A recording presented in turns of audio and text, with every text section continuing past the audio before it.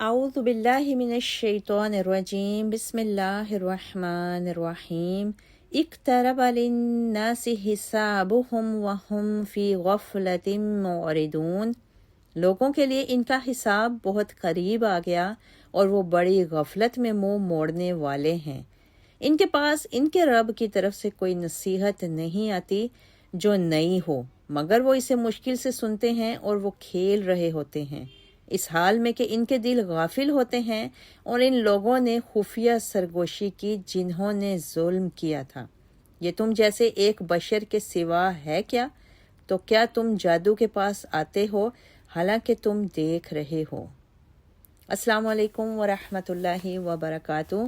دورہ قرآن میں آج ہم 70ویں پارے کا پارہ نمبر 17 کا آغاز کریں گے، اور اس پارے میں دو صورتیں ہیں، سورۃ الانبیاء اور سورۃ الحج۔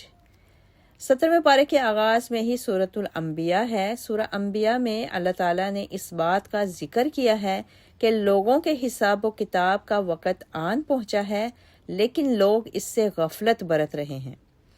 اس سورت میں اللہ تعالیٰ نے دین سمجھنے کا طریقہ بھی ہمیں بتا دیا کہ اگر کسی شے کا علم نہ ہو تو اہل علم سے اس بارے میں سوال کر لینا چاہیے۔ اللہ تعالیٰ نے یہ بھی بتا دیا کہ اس نے زمین اور آسمان کو کھیل تماشے کے لیے نہیں بنایا، اگر اس نے کھیل ہی کھیلنا ہوتا تو وہ کسی اور طریقے سے بھی یہ کام کر سکتے تھے۔ اس صورت میں اللہ تعالیٰ نے یہ بھی بتایا کہ جو شخص بھی اللہ تعالیٰ کے ہوتے ہوئے الوہیت کا دعویٰ کرے گا، ایسے شخص کی سزا جہنم ہے اور ظالموں کی یہی سزا ہونی چاہیے، اور اس نے ہر چیز کو پانی کے ساتھ زندہ کیا ہے۔ اللہ تعالیٰ فرماتے ہیں وَمَا جَعَلْنَا لِبَشَرٍ مِّن قَبْلِكَ الْخُلْدَ، ہم نے آپ سے پہلے کسی انسان کو ہمیشگی نہیں دی، کیا اگر آپ رخصت ہو جائیں گے تو یہ لوگ ہمیشہ دنیا میں رہیں گے؟ اس آیت کا پس منظر کچھ اس طرح سے ہے کہ مشرکین مکہ کا گمان یہ تھا کہ رسول اللہ صلی اللہ علیہ وسلم کے دنیا سے رخصت ہو جانے کے بعد اسلام کی دعوت بھی ختم ہو جائے گی۔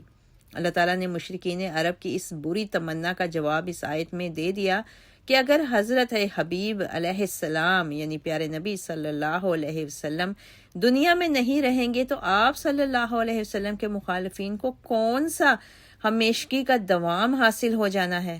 انہوں نے بھی تو دنیا سے جانا ہی ہے۔ جہاں تک تعلق ہے اللہ کے دین کا تو اس نے تو اللہ کے حکم سے باقی رہنا ہے اور اس کو کبھی زوال نہیں آ سکتا۔ مزید اس بارے میں اللہ تعالیٰ نے یہ بھی بتایا کہ اللہ تعالیٰ انسانوں کو اچھے اور برے حالات سے آزماتا ہے۔ جب حالات اچھے ہوں تو اللہ کا شکر ادا کرنا چاہیے، اور جب حالات برے ہوں تو انسان کو صبر سے کام لینا چاہیے۔ اس کے بعد اللہ تعالیٰ نے کفار کی ہٹ دھرمی کا ذکر کیا ہے۔ اللہ تعالیٰ نے بتایا کہ کافر رسول اللہ صلی اللہ علیہ وسلم کا مذاق اڑاتے ہیں اور کہتے تھے کہ یہی وہ شخص ہے جو تمہارے معبودوں کی برائی کرتا ہے، حالانکہ وہ خود اللہ کے منکر تھے۔ اللہ تعالیٰ نے واضح کیا کہ کفار شرک کی مذمت پر تو تکلیف محسوس کرتے ہیں، لیکن خود ان کا اپنا یہ حال ہے کہ وہ اللہ وحدہ لا شریک کی ذات کا انکار یا اس کے ساتھ شراکت سے باز نہیں آتے تھے، یعنی جرم کا ارتکاب تو خود کرتے تھے اور مذاق نبی کریم صلی اللہ علیہ وسلم کی ذات کا اڑاتے تھے۔ اس کے بعد اللہ تعالیٰ نے ذکر کیا کہ کافر کہتے تھے اگر آپ سچے ہیں تو عذاب کا وعدہ کب پورا ہوگا؟ کفار کے سرکردہ رہنما جن میں نضر بن حارث پیش تھا، اکثر نبی کریم صلی اللہ علیہ وسلم اور آپ کے صحابہ کو کہتا کہ اگر تم سچے ہو تو وہ عذاب کہاں ہے جس سے تم ہمیں ڈراتے رہتے ہو؟ اللہ تعالیٰ نے بدر کے دن اپنا وعدہ پورا کیا اور کفار کے سرکردہ رہنماؤں کو ہلاکت کا سامنا کرنا پڑا، اور جب قیامت کا دن آئے گا تو ان کو عذاب شدید کا سامنا کرنا پڑے گا۔ اللہ تعالیٰ نے مزید اس بارے میں بتایا کہ اللہ تعالیٰ قیامت کے دن انسانوں کے اعمال کو تولنے کے لیے میزان عدل کو قائم کریں گے۔ اس میزان میں ظلم والی کوئی بات نہیں ہوگی، اور جو کچھ اس میں ڈالا جائے گا وہ انسان کے اپنے ہاتھ کی کمائی ہوگی۔ اس سورہ انبیاء میں مزید حضرت ابراہیم علیہ السلام کا واقعہ اللہ تعالیٰ نے ذکر کیا۔ اللہ تعالیٰ نے جناب ابراہیم علیہ السلام کی جوانی کے اس واقعے کا ذکر کیا کہ جب آپ علیہ السلام نے اپنے والد اور قوم سے کہا کہ یہ مورتیاں کیا ہیں جن کی تم عبادت کرتے ہو؟ بالکل پتھر ہیں۔ انہوں نے کہا ہم نے اپنے باپ اور دادوں کو ان کی عبادت کرتے ہوئے پایا ہے۔ ابراہیم علیہ السلام نے کہا کہ تم اور تمہارے باپ کھلی گمراہی میں تھے۔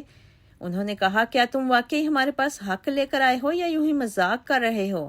تو ابراہیم علیہ السلام نے ان کی اس بات کا جواب دیتے ہوئے کہا کہ تمہارا رب آسمان اور زمین کا رب ہے، جس نے آسمان اور زمین کو پیدا کیا ہے، اور میں اس بات کے حق ہونے کی گواہی دیتا ہوں۔ اللہ کی قسم جب تم لوگ پیٹھ پھیر کر چلے جاؤ گے تو میں تمہارے بتوں کے خلاف ضرور کارروائی کروں گا۔ پس ابراہیم علیہ السلام نے ان کی عدم موجودگی میں بت کدے میں داخل ہو کر بتوں کو توڑ ڈالا تاکہ وہ لوگ اس بت کے پاس پلٹیں جو سب سے بڑا تھا۔ انہوں نے کڑہارا اس کے گلے میں ڈال دیا۔ جب قوم کے لوگ بت کدے میں داخل ہوئے تو انہوں نے بتوں کو ٹوٹا ہوا دیکھا۔ انہوں نے کہا جس نے ہمارے بتوں کا یہ حال بنایا ہے وہ یقیناً ظالم آدمی ہے۔ لوگوں نے کہا ہم نے ابراہیم علیہ السلام نامی ایک نوجوان کو ان بتوں کے بارے میں باتیں کرتے سنا تھا۔ انہوں نے کہا تم اسے سب کے سامنے لاؤ تاکہ لوگ اسے دیکھیں۔ لوگوں نے پوچھا اے ابراہیم کیا تم نے ہمارے بتوں کا یہ حال بنایا ہے؟ سیدنا ابراہیم علیہ السلام نے جواب دیا کہ اس بڑے بت سے پوچھو جو تمہارے سامنے موجود ہے کہ ان سب کا یہ حال کس نے کیا ہے۔ لوگوں نے جواب دیا کہ یہ بت بول سکتے ہوتے تو ہم ان سے پوچھ لیتے، یہ تو بول نہیں سکتے۔ تو آپ علیہ السلام نے کہا کہ اگر یہ بت بول نہیں سکتے تو تم ان کو اپنا خدا کیسے مان لیتے ہو؟ سیدنا ابراہیم علیہ السلام کی اس بات پر لوگوں نے دل میں آپس میں ایک دوسرے کے ساتھ غور و فکر کیا اور کہنے لگے حقیقت میں تم لوگ ظالم ہو، لیکن پھر حقیقت کو قبول کرنے سے انکاری ہو گئے ہو، اور کہنے لگے کہ آپ جانتے ہیں کہ یہ بت بولتے نہیں۔ جناب ابراہیم علیہ السلام نے کہا تو کیا تم لوگ اللہ کے سوا ان کی عبادت کرتے ہو جو تمہیں نہ کوئی فائدہ پہنچا سکتے ہیں اور نہ کوئی نقصان؟ تف ہے تم پر اور تمہارے ان معبودوں پر جن کی اللہ کے سوا عبادت کرتے ہو۔ کیا تم لوگ عقل سے کام نہیں لیتے؟ اس دعوت توحید پر بستی کے لوگ بھڑک اٹھے اور کہنے لگے کہ جناب ابراہیم کو جلا دو، اور اگر اپنے معبودوں کی مدد کر سکتے ہو تو کرو۔ ابراہیم علیہ السلام کو جلانے کے لیے آگ کو بھڑکایا گیا۔ جب آگ بھڑک اٹھی تو ابراہیم علیہ السلام نے دعا مانگی حسبنا اللہ ونعم الوکیل، میرے لیے میرا اللہ ہی کافی ہے اور وہ بہترین کارساز ہے۔ اس پر اللہ تعالیٰ نے آگ کو فرما دیا یا نار کونی بردا وسلاما علی ابراہیم، اے آگ تو ابراہیم علیہ السلام پر ٹھنڈی اور سلامتی والی ہو جا۔ اللہ تعالیٰ ارشاد فرماتے ہیں وَأَرَادُوا بِهِ كَيْدًا فَجَعَلْنَاهُمُ الْأَخْسَرِينَ، اور انہوں نے جناب ابراہیم علیہ السلام کے خلاف سازش کرنی چاہی تو ہم نے انہیں بڑا خسارہ پانے والا بنا دیا۔ اس کے بعد اس صورت میں حضرت داؤد علیہ السلام اور حضرت سلیمان علیہ السلام کا واقعہ ہے۔ اللہ تعالیٰ نے جناب داؤد اور سلیمان علیہ السلام کا ذکر کرتے ہوئے بتایا کہ اللہ تعالیٰ نے دونوں کو علم اور حکمت سے نوازا، اور جناب داؤد علیہ السلام کے لیے پخاروں اور پرندوں کو مسخر کر دیا تھا جو ان کے ساتھ مل کر اللہ کی تسبیح کو بیان کرتے تھے، اور یہ سب کچھ اللہ کے حکم کے ساتھ ہو گیا تھا۔ اللہ تعالیٰ نے جناب داؤد علیہ السلام کو انسانوں کے لیے ذرہ بنانے کا طریقہ بھی سکھلا دیا جو جنگوں میں دشمنوں کا مقابلہ کرنے کے وقت بچاؤ کے کام آتی تھیں، اور اللہ تعالیٰ نے حضرت سلیمان علیہ السلام کے لیے جنات اور ہواؤں کو تابع فرمان بنا دیا تھا، اور ہوائیں ان کے حکم سے 1 ماہ کی مسافت کا سفر کیا کرتی تھیں، اور جنات ان کے حکم سے سمندروں میں غوطہ زن ہوتے اور دیگر امور انجام دیا کرتے تھے۔ اس کے بعد اللہ تعالیٰ نے اس صورت میں ایک تنازع کا بھی ذکر کیا جو جناب داؤد اور سلیمان علیہ السلام کے سامنے رکھا گیا۔ ہوا کچھ یوں کہ ایک قوم داؤد کے ایک شخص کی بکریاں رات کے وقت کسی انگور کے باغ میں گھس گئیں اور کھیتی کو برباد کر دیا۔ مقدمہ جب داؤد علیہ السلام کے پاس پہنچا تو انہوں نے فیصلہ کیا کہ کھیت والا بکریاں لے لے، اس لیے کہ گھاٹا کم و بیش بکریوں کی قیمت کے برابر تھا۔ جناب داؤد علیہ السلام کے اس فیصلے پر جناب سلیمان علیہ السلام نے اپنی رائے پیش کی کہ کھیت والا بکریاں لے لے اور بکریوں والا کھیت کو سنوارے اور کھیت والا دودھ اور اون سے فائدہ حاصل کرے۔ جب کھیت اصلی حالت میں واپس آ جائے تو بکریاں والوں کو اس کی بکریاں واپس کر دی جائیں۔ حضرت سلیمان علیہ السلام کی اس رائے کو جناب داؤد علیہ السلام نے بھی قبول کیا، اس لیے کہ اس رائے کی وجہ سے کھیت والے کے نقصان کی تلافی بھی ہو رہی تھی اور بکریوں والا بھی خسارے سے بچ رہا تھا۔ بے شک اللہ تعالیٰ نے حضرت سلیمان علیہ السلام کو بہترین علم و حکمت اور فراست عطا کی تھی۔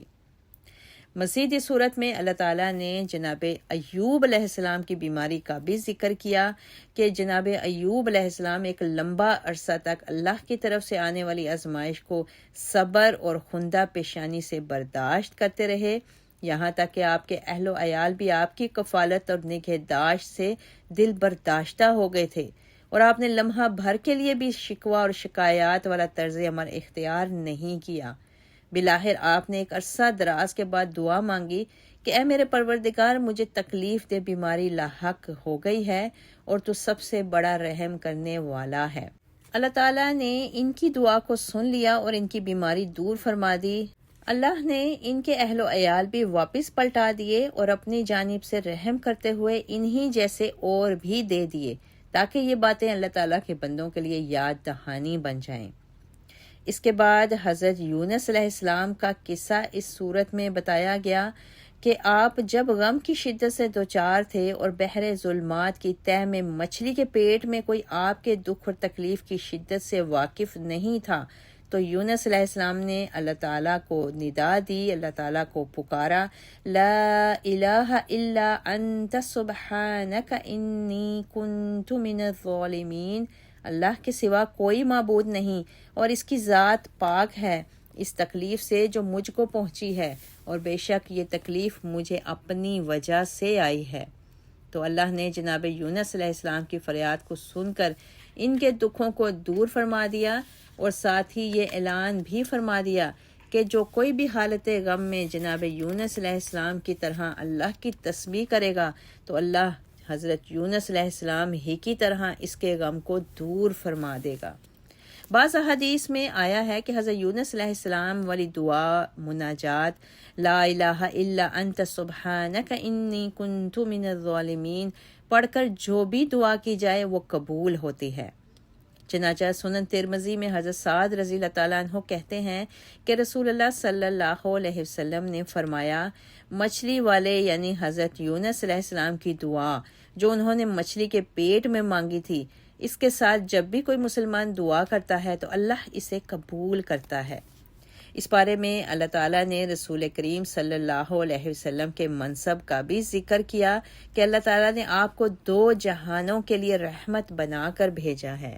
سورہ انبیاء مکمل ہونے کے بعد سورہ حج ہے۔ سورہ حج کے شروع میں اللہ تعالیٰ نے اپنے بندوں کو قیامت کی ہولناکیوں سے ڈرایا اور ارشاد فرمایا، ان زلزلۃ الساعۃ شیء عظیم، بے شک قیامت کا زلزلہ بہت بڑا ہے، اور اس زلزلہ کی وجہ سے حاملہ اپنے حمل کو گرا دے گی، اور دودھ پلانے والی ماں اپنے دودھ پیتے بچے کو پرے پھینک دے گی، اور لوگ حالت نشہ میں نظر آئیں گے جبکہ وہ نشے میں نہیں ہوں گے، بلکہ اللہ کا عذاب انتہائی شدید ہوگا۔ اللہم اجیرنا من النار، آمین۔ پھر اس کے بعد اس صورت میں اللہ تعالیٰ نے انسانوں کو مخاطب ہو کر کہا کہ اگر تم کو دوبارہ زندہ ہونے پر شک ہے تو ذرا اپنی پیدائش پر تو غور کرو، یعنی اللہ تعالیٰ نے اس کے بعد تخلیق انسان کے مراحل بتائے کہ کس طرح اللہ تعالیٰ نے تمہارے خمیر کو مٹی سے اٹھایا اور پھر تمہارے نطفے اور پھر خون کی جمی ہوئی پھٹکی سے، پھر گوشت کے مردہ لوتھرے سے اور پھر گوشت کے زندہ لوتھرے سے پیدا کیا، اور پھر ایک عرصے تک رحم مادر میں ٹکائے رکھا، پھر تم بچے کی شکل میں ظاہر ہوئے، پھر جوان ہوئے، اور پھر تم پر بڑھاپا طاری ہوا اور کچھ لوگ جوانی ہی میں چل بسے۔ اگر انسان اس سارے عمل پر غور کرے تو دوبارہ زندگی والی بات ذرہ برابر بھی حیران کن نہیں لگتی۔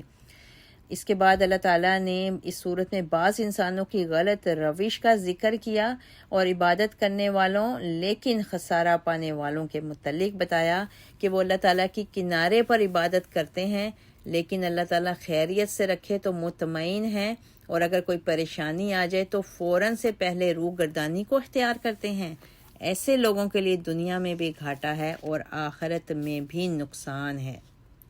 اللہ تعالیٰ نے بتایا کہ ہر چیز اللہ کو سجدہ کر رہی ہے، کہ سورج، چاند، ستارے، درخت، پہاڑ، چوپائے اور انسانوں کی کثیر تعداد اللہ تعالیٰ کے سامنے سجدہ ریز ہوتی ہے۔ یہ کثیر تعداد جو اللہ تعالیٰ کے سامنے سجدہ ریز ہوتی ہے سرخرو ہوگی، اور جو انسان اللہ تعالیٰ کے سامنے سجدہ ریز نہیں ہوتے در حقیقت وہ عذاب کے حقدار ہیں، اور جس کو اللہ تعالیٰ ذلیل کرے اس کو کوئی عزت نہیں دے سکتا۔ اللہ تعالیٰ نے اس صورت میں بدر کے معرکے کا بھی ذکر کیا کہ جس میں ایک ہی قبیلے کے لوگ آپس میں ٹکرا گئے تھے، اور یہ جنگ نسل، رنگ یا علاقے کی بنیاد پر نہیں بلکہ عقیدہ توحید کی بنیاد پر ہوئی تھی۔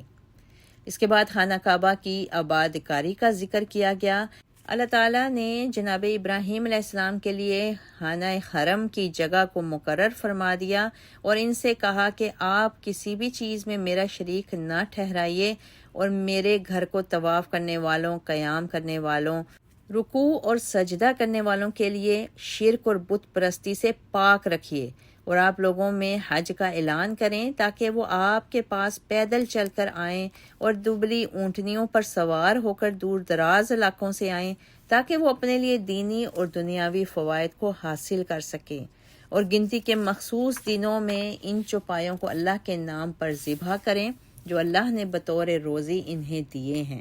بس تم لوگ ان کا گوشت خود بھی کھاؤ اور بھوکے فقیروں کو بھی کھلاؤ۔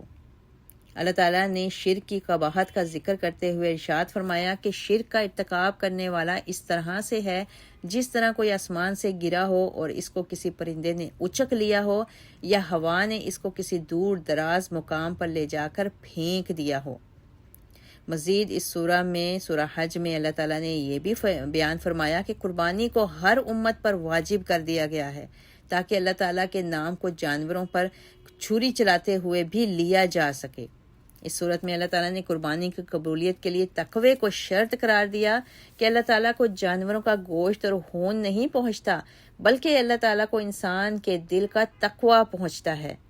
اللہ تعالیٰ نے ان مظلوم مسلمانوں کو بھی جہاد کی اجازت بھی دی ہے کہ جن کو بغیر کسی جرم کے ان کے گھروں سے عقیدہ توحید کی وجہ سے نکال دیا گیا تھا۔ اس کے بعد اللہ تعالیٰ نے معبودان باطلہ کی بے بسی ایک مثال کے ذریعے بتائی کہ شرک کی تردید بھی کی کہ جن معبودان باطلہ کو لوگ اللہ تعالیٰ کو چھوڑ کر پکارتے ہیں ان کی کیفیت یہ ہے کہ وہ سارے جمع ہو کر ایک مکھی کو بھی نہیں بنا سکتے، اور مکھی بنانا تو دور کی بات ہے، اگر مکھی ان سے جبراً کوئی چیز چھین کر لے جائے تو اس کو واپس بھی نہیں پلٹا سکتے۔ اللہ تعالیٰ نے یہ بھی بیان کیا کہ جیسے اللہ تعالیٰ کی قدر کرنے کا حق ہے ویسے اللہ تعالیٰ کی قدر نہیں کی جاتی، اور اللہ تعالیٰ نے فرمایا کہ اللہ کے راستے میں جد و جہد کرنی چاہیے جس طرح جد و جہد کرنے کا انسان کو حق ہے، اور جب اس کے راستے میں جد و جہد کی جائے تو اللہ تعالیٰ اس کو قبول و منظور بھی فرماتا ہے۔ پارے کے آخر میں اللہ تعالیٰ نے یہ بھی بتا دیا کہ امت مسلمہ کے لیے جناب ابراہیم علیہ السلام ایک باپ کی حیثیت رکھتے ہیں، اور تمام مسلمان اپنے باپ جناب ابراہیم علیہ السلام کی ملت میں سے ہیں، اور رسول اللہ صلی اللہ علیہ وسلم مسلمانوں پر ایک گواہ کی حیثیت رکھتے ہیں، اور مسلمان امت دیگر انسانوں پر گواہ کی حیثیت رکھتی ہے۔ اور اللہ تعالیٰ نے آخر میں فرمایا کہ نماز کو قائم کرو، زکوٰۃ ادا کرو اور مضبوطی سے اللہ تعالیٰ کی رسی کو تھام لو، وہی ہمارا مولا ہے اور وہ بہترین مولا اور مددگار ہے۔ اللہ تعالیٰ سے دعا ہے کہ اللہ تعالیٰ ہمیں قرآن کو پڑھنے، سمجھنے اور اس پر عمل پیرا ہونے کی توفیق عطا فرمائے، آمین۔ وآخر الدعوانا ان الحمد للہ رب العالمین، سبحان ربک رب العزت عما یصفون، والسلام علی المرسلین، والحمد للہ رب العالمین، وما علینا الا البلاغ۔